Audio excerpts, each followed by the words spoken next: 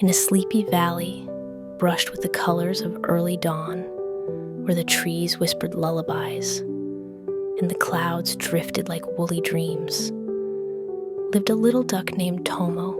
Sukrun, Tomo was no ordinary duck.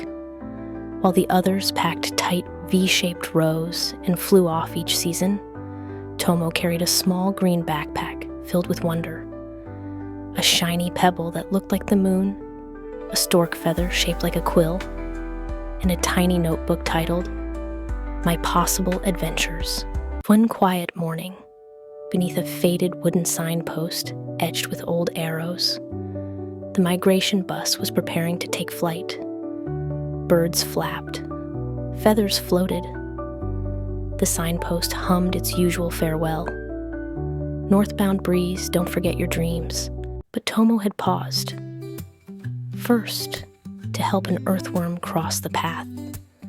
Then to wake the sleepy tulips who always missed the sunrise. And finally, he stopped to watch the sky blush orange and gold. By the time he waddled to the stop, the migration bus had already floated into the clouds. Tomo blinked. The signpost creaked with sympathy. You're not late, it whispered. You're just on a different page. Tomo zipped his backpack, straightened his feathers, and chose to walk. The path unfolded like a storybook only he could read. He wandered into a forest where the leaves whispered bedtime tales.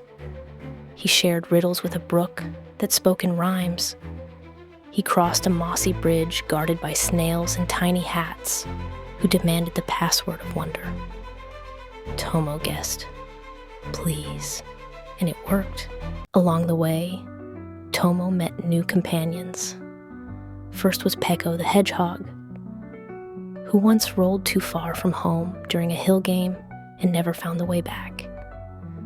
So now he lived everywhere he rolled. Then came Luma the firefly. She glowed in colors that matched her feelings.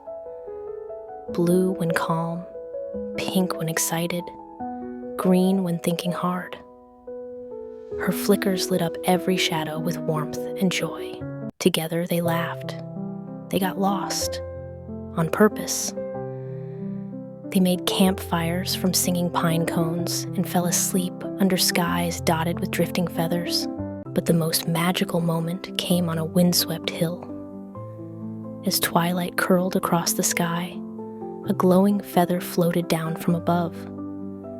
It landed on the grass and turned into a tiny stage of reeds and dewdrops. A choir of frogs in bow ties leapt onto the stage and began to sing. A lullaby just for Tomo. Brave are the feet that wander, not flee.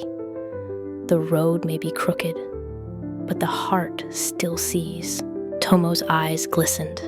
He had never felt more found. One evening, they reached the ridge of a new valley. Below was a village lit by lanterns and quiet paths. A place called Nestledown. It was full of animals who had missed something. A train, a wave, a letter. But instead of giving up, they built gardens from second chances and painted their homes in colors they hadn't planned. Tomo smiled. He opened his backpack and pulled out his notebook. I've always wanted to plant something that could grow. Under a lilac tree, he placed his dream journal into the soft earth. By morning, tiny paper blossoms bloomed from the soil. Each petal held a word from his notes. Explore, help, wonder, wait, listen.